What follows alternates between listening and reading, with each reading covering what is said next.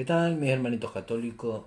Beso grande, que Dios los cuide y me los bendiga. Bienvenido a este humilde canal Católicos a Capela. Hoy metralla pesada, metralla que te va a hacer estallar la cabeza, la cristología. La cristología, hermanitos míos, para ser sincero, me apasiona, pero al mismo tiempo, cuidado. ¿Por qué? Por una sencilla razón. Para mí la cristología es como caminar por el filo de una espada. Te cae por un lado, herejía. Te cae para el otro, herejía también. Uf, difícil. Pero bueno, hay que explicar la cristología. Bien, vamos a comenzar hoy con la unión hipostática. Si yo te pregunto qué es la unión hipostática, tú me dices un dogma de la Iglesia Católica. Sí, venga. ¿Por qué se creó el dogma de la Iglesia Católica? Casi la mayor parte de los dogmas, un dogma, para que lo entendamos fácil, para si hay católicos que están empezando, un dogma es una verdad de fe revelada por la Santa Iglesia. Recordemos que la Iglesia, Jesús dijo que le dejaba al Espíritu Santo para guiarla a toda verdad, porque la Iglesia es columna y fundamento de la verdad. ¿Qué verdad? Toda la verdad. Por eso los, los protestantes, los musulmanes, los judíos tienen parte de verdad. Como decía un papa que no recuerdo qué, ellos caminan como en tinieblas. Nosotros tenemos toda la luz completa de la revelación de Dios. ¿Por qué os digo que es caminar sobre el filo de una espada? Porque eso es lo que tiene la cristología. Vamos a explicar por qué se creó este dogma. Bien, vamos con Arrio y el arrianismo. Arrianismo es una herejía que surgió en el siglo IV, igual que el dogma, que negaba que la divinidad de Jesucristo, que el arrianismo sigue hoy en día en el siglo XXI. ¿Y cómo puedes decir tú, Berto, que desde el siglo IV hasta el siglo XXI sigue creándose? Por ejemplo, los testigos de Jehová son arrianos, siguen a la creencia de Arrio, que dice que Dios, que Jesús no es verdaderamente Dios.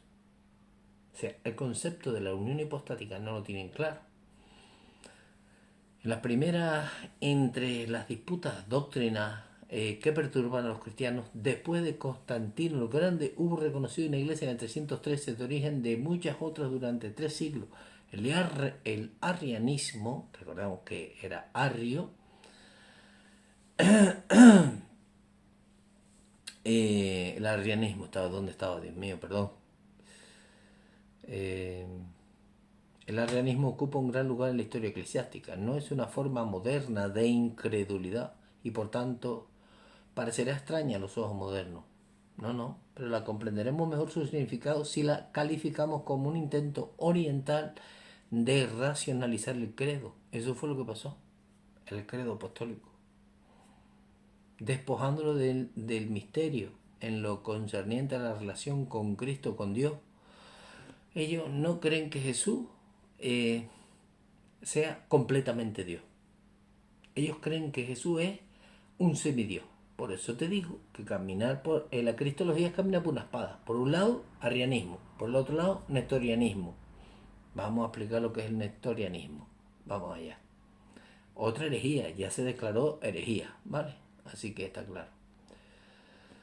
Nestorianismo, herejía que atenta contra la unión de las naturalezas y la persona de Cristo. Herejía del siglo V, que enseñaba la existencia de dos personas separadas en Cristo encarnado. Mira tú la locura, mira tú la locura. Esto es lo que tiene la cristología. O estás guiado por el Espíritu Santo o vas a cometer herejía. Es una locura. Es como creer que la cristología es como una botella vacía y luego vino la persona divina y la llenó. Eso es lo que creen ellos, que es como una soberana locura, sinceramente, es una soberana locura. O sea, olvidaros del arrianismo y del nestorianismo. Estudiarlo, porque es importante saber dónde se confundieron para no meter la pata. Herejía que enseñaba que la existencia de dos personas separadas en Cristo encarnado, una divina, el Hijo de Dios, otro humano, el Hijo de María, el T. Madre mía, santísima. Unida en una sola voluntad común, toma su nombre de Nestorio, patriarca de Constantinopla, que fue el primero en difundir la doctrina. Les digo que estos son auténticos errores, herejías, fueron declarados herejías. ¿Por qué? Si hacemos una síntesis de estos errores, el Hijo de la Virgen María es distinto al Hijo de Dios. ¿Ves tú? Qué soberana locura. Así como de manera... y estamos hablando de un patriarca, que no es un laico. Así como la manera análoga que hay dos naturalezas en Cristo, es necesario admitir también que existían en él dos sujetos o personas diferentes. Estas dos personas se hallaban ligadas entre sí por una simple unidad accidental o una unidad moral. El hombre de Cristo, la persona de Cristo,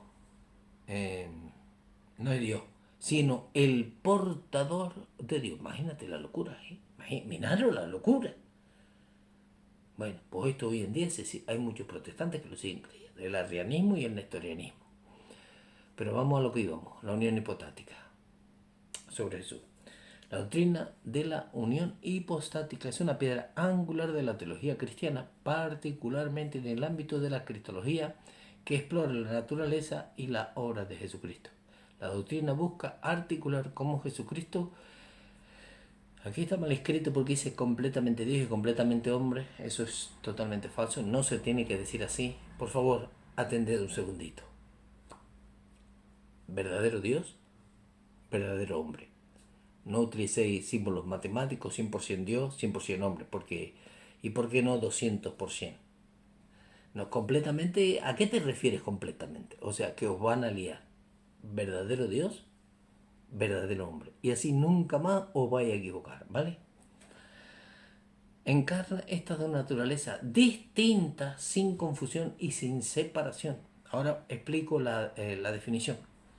Es un misterio profundo que ha sido objeto de reflexión y debate teológico durante siglos y tiene implicaciones significativas para nuestra comprensión de salvación, la naturaleza de Dios y la condición humana. Esto tiene un debate de siglos porque tiene que tenerlo.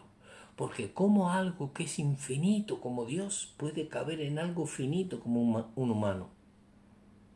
Estas son cuestiones que te tienes que hacer porque te lleva a esas preguntas. Te tienes que llegar a estas preguntas. El término unión, vamos a ver si entendemos el término unión hipostática. Se utilizan muchas palabras, ¿vale? Como esencia, realidad, hipóstasis. Y no te dejes engañar. Esencia, realidad, hipóstasis, ¿qué quiere decir? Te pueden equivocar. Centrémonos. Hipóstasis es persona, es la persona. ¿Dónde se lleva la hipóstasis? Es la persona. La esencia, ¿qué quiere decir? La persona. La realidad, ¿qué quiere decir? La persona. Así no os equivoquéis, ¿vale? El término unión hipostática proviene de la palabra griega hipóstasis, que significa esencia o realidad, persona. En la persona de Cristo, en la persona de Jesús. La unión hipostática se lleva en la persona, ¿vale? No en la parte divina, ni en la parte humana, no, en la persona, en el cuerpo de Jesús, en la persona de Jesús. Es que hay que matizarlo todo, ¿eh? Cuidado que esto tiene mucho, porque si no lo matizas, después hay una herejía por aquí, otra herejía por allá. No. Hipóstasis, que significa esencia real, persona. En la teología cristiana se refiere a la unión de las dos naturalezas de Cristo, su naturaleza divina y su naturaleza humana, en una hipóstasis o persona. Recordar, hipóstasis, persona. Verdadero Dios, verdadero hombre. Hipóstasis, persona. Facilito. Porque es que si no os vais a liar mucho, ¿vale? Porque hay muchos términos. El prosopon, hay muchas palabras en griego y te van a liar. Entonces, hipóstasis, persona. Céntrate aquí, persona, en la persona de Cristo. Por ejemplo, ¿entiendes? En la persona. Y así nunca te vas a equivocar. Cuando te diga, ¿y la unión hipostática? ¿Dónde se llevó a cabo? En la persona. Vale. Su naturaleza divina y su naturaleza humana en una hipóstasis o persona. En el concilio de Calcedonia, en el año 451 después de Cristo, ¿veis por qué se hace el dogma? Para proteger la verdad. ¿De quién? De Arrio y de Nestorio. Que entonces, como por ejemplo el dogma de María, que la virginidad perpetua, todos estos dogmas existen porque alguien los ha puesto en duda. Entonces recordad siempre que la definición del dogma, porque cuando tú es decir, tú, no sé, te lees el dogma, son muchos papeles, donde hay muchísimas citas de bíblica, que el Papa dijo esto, que el otro Papa dijo esto, para explicarte cómo se llegó al proceso de la definición. Pero lo que es palabra de Dios es la definición. Definimos, proclamamos, es como se define. Definimos, proclamamos tal, que tal cosa, tal, es así. Así como se declaran los dogmas. Y esa parte que es la definición, no todas las hojas, que es la explicación para llevarte a la definición. Solo la definición es palabra de Dios. Es como la Biblia. Es palabra de Dios. Tienes que creértelo, palabra de Dios. ¿Por qué?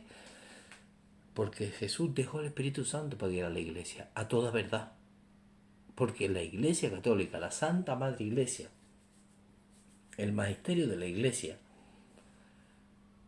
no puedes cometer errores. Porque si en la Biblia te dice que la Iglesia es la columna y el baluarte de la verdad, ¿qué verdad? Toda la verdad, la única verdad. Esa parte, esa verdad no puede ser un 10% de verdad ni un 50%, no, es la verdad, es toda la verdad.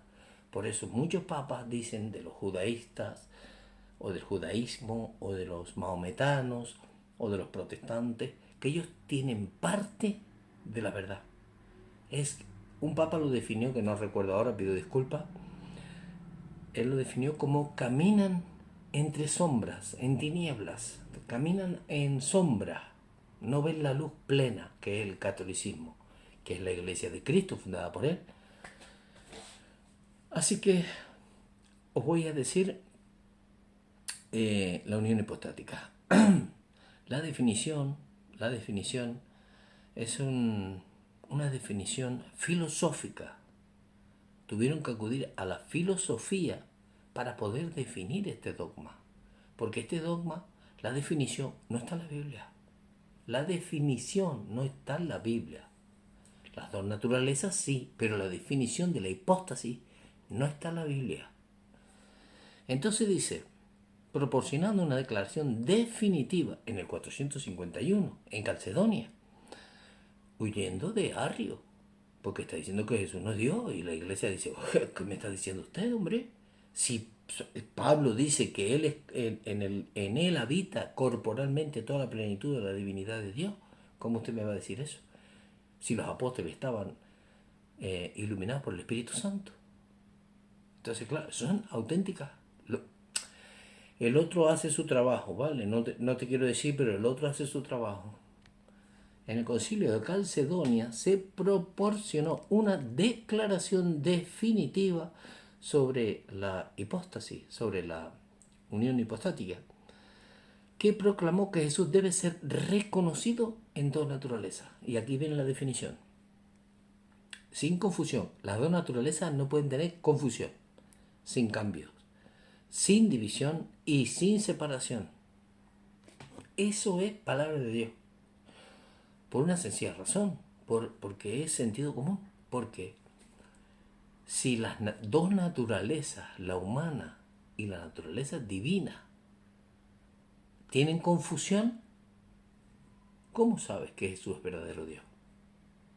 Si la naturaleza tiene cambio, ¿cómo sabes cuándo habla el hombre y cuándo habla Dios?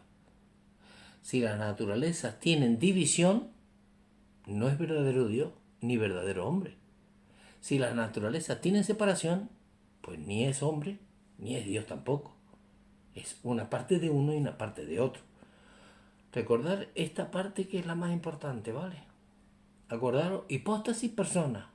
Verdadero Dios, verdadero hombre. Acordaros siempre. Y así nunca vais a equivocar. Verdadero Dios, verdadero hombre. Hipóstasis, persona. Y así no os equivocáis. Ahora la definición. Sin confusión. Las dos naturalezas no tienen confusión, ni sin división, sin cambios, ni separación. Esta es la definición. Esto es palabra de Dios. Es lo mismo que la Biblia. Esta declaración implica que Jesucristo es tanto, aquí dice completamente Dios, no, es verdaderamente Dios, verdadero hombre. Jesucristo es tanto verdaderamente Dios, compartiendo la misma esencia divina que el Padre y el Espíritu Santo, como verdaderamente humano, compartiendo la misma esencia humana que cualquier otro ser humano, pero sin pecado. Esta identidad dual no es una mezcla, porque acuérdate que no tienen confusión, ni cambio, ni división, ni separación. No es una mezcla. No es una mezcla, ni es una parte de la divinidad de Dios. No es todo Dios al 100%, no, porque eso sería ya nestorianismo o arrianismo. ¿Entiendes? Luego aquí nos metemos en el monofisismo, monotelismo, y esas cosas no vamos a hablar. Sin confusión, sin cambio, sin división, sin separación. Ese es el dogma. Es verdaderamente Dios y verdaderamente hombre, sin pecado. Esta identidad dual no es una mezcla o combinación de lo divino y lo humano. Se convierte en un tercer tipo de naturaleza, ni están divididos en dos personas paralelas, que es el nestorianismo. Más bien coexisten de manera única en la única persona de Jesucristo. En la hipóstasis, en la persona. Coexisten de manera única. ¿En dónde? En la persona. Sé que es muy complicada la cristología, es muy complicada, ¿vale? Pero bueno, ahora vamos a una parte que me encanta, que sabéis que me encanta. Los fundamentos bíblicos de la unión hipostática. Recordemos una cosa. Vamos a ver cómo lo puedo explicar. Una cosa es la definición de la unión hipostática y otra cosa son las dos naturalezas de Cristo. Las dos naturalezas de Cristo están en la Biblia. La definición de la unión hipostática no está en la Biblia. La definición. ¿Por qué? Porque se hizo en un concilio. 400 años más tarde de que muriera Cristo. La doctrina de la unión hipostática está profundamente arraigada en las Escrituras, aunque el término en sí, unión hipostática, no aparece en la Biblia, evidentemente porque es un término filosófico. Varios pasajes del Nuevo Testamento contribuyen a nuestra comprensión del concepto. Fijaros la grandeza de nuestro Señor Jesucristo. Es que es muy grande nuestro Señor Jesucristo. Juan capítulo 1, versículo 1. En el principio era el Verbo, y el Verbo era con Dios, y el Verbo era Dios. Juan 1, 14. Y el Verbo se hizo carne y habitó entre nosotros. Estos versículos articulan claramente la naturaleza divina de Cristo, el Verbo, y su encarnación como ser humano. Ahora hablamos de Filipenses 2, la segunda de Filipenses 6, 7. Quien siendo en forma de Dios, no consideró ser igual a Dios como algo a lo que aferrarse, más bien se despojó de sí mismo, tomando la forma de siervo, haciéndose semejante a los hombres. Este pasaje destaca la humildad de Cristo al asumir la naturaleza humana mientras retiene su naturaleza divina. Y aquí quiero hacer una explicación, porque todo el mundo, o muchísimos protestantes sobre todo, incluso hay seguramente habrá católicos, evidentemente, que no entienden esta parte de se despojó, que ahí es donde viene el nestorianismo, que dice que bueno, es una parte de Dios nada más, no es completamente Dios, es como un semidios, una cosa así. Se despojó cuando dice que siendo en forma de Dios, consideró ser igual a Dios como algo a lo que aferrarse. Más bien se despojó. ¿De qué se despojó? ¿De su forma de Dios? No, no. Se despojó. Significa, igual que hipóstasis persona, se despojó, es decir, se humilló. Se humilló. Porque claro, Dios es infinito. ¿Cómo cabe lo infinito en la persona que es finita? Esos son los misterios de la hipóstasis. Se humilló. Cuando dice se despojó, es que se humilló, porque Jesús, cuando habitó en la tierra, era verdaderamente Dios. No era una parte de Dios. No, no, era verdaderamente Dios. Seguimos con Colosenses 2.9, que aquí es donde ya os lo había dicho, porque en él habita corporalmente toda la plenitud de la deidad. Esto afirma suscitadamente la plena presencia de la deidad dentro de Jesús humano. Vamos con una pregunta trampa. Vamos con una pregunta trampa y vosotros tenéis que contestar. Luego yo os digo la respuesta. Cuando Jesús murió en la cruz y lo llevaron a la tumba, después de que murió, ¿su parte divina y su parte humana se separaron? Responde. Y luego me pones en los comentarios qué dijiste, ¿vale? Cuando Jesús murió y lo llevaron a la tumba y ya su cuerpo no tenía vida, ¿se separaron la parte humana y su parte divina? Respuesta: no. Sin confusión, sin cambio, sin división, sin separación. Hasta hoy en día y por toda la eternidad, Jesús será la hipóstasis para toda la vida. No se puede separar de ella. Implicaciones teológicas y prácticas. La encarnación y redención. La unión hipostática es esencial para entender la encarnación. Dios haciéndose hombre. Ese acto no es meramente una visita divina, sino una verdadera y completa asunción de la naturaleza humana. Él asumió toda la naturaleza humana y toda su naturaleza divina estaba allí también. Es crucial para la redención porque solo alguien que es verdaderamente, ves, aquí se utiliza la palabra verdadero, alguien es verdaderamente Dios, puede tener la capacidad infinita para soportar el peso de los pecados humanos, y solo alguien que es verdaderamente humano puede legitimar, representar a la humanidad. Así Jesús, en sus naturalezas unificadas en su cuerpo, la persona, está singularmente calificado para ser el mediador perfecto entre Dios y los humanos. 1 Timoteo 2.5. ¿Por qué decimos que Jesús es el mediador perfecto? Porque Jesús encarna ambas naturalezas. Él cierra la brecha entre Dios y el hombre. Como Dios posee autoridad para perdonar los pecados y el poder para conquistar la muerte, como hombre puede representar genuinamente a los humanos e interceder empáticamente por nosotros. Su naturaleza dual le permite ser el mediador perfecto, comprendiendo plenamente la situación de la humanidad, mientras posee la capacidad divina para abordarla. ¿Hacemos otra pregunta trampa? Vamos a hacer una pregunta trampa. Pregunta trampa. cuando Jesús murió en la cruz. Cuando Jesús murió en la cruz. ¿Murió la Divina Trinidad? Responde. Está facilita.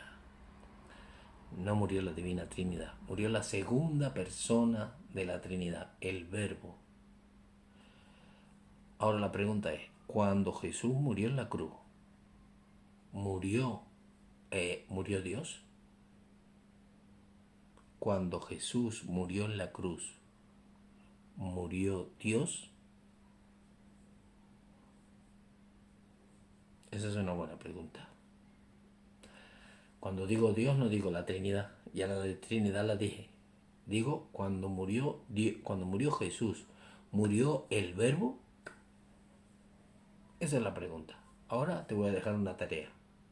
Pregúntale a tu sacerdote y pone la respuesta, si eres sincero, la que te dijo. Y cuando varias personas hayan puesto la respuesta, verás las diferencias. Y después en otro plico, en otro cortito te doy la respuesta. Hay que ser malo. Bien.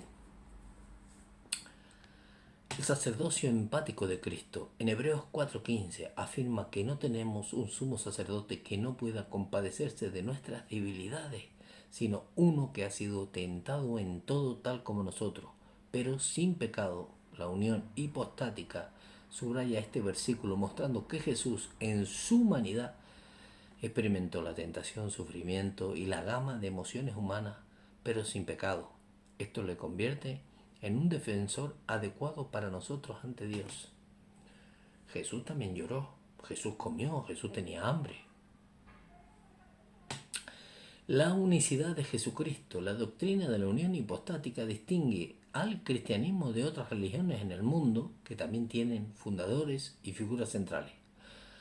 Pero ninguna religión en el mundo es fundada por Dios, en persona, solo la Iglesia Católica.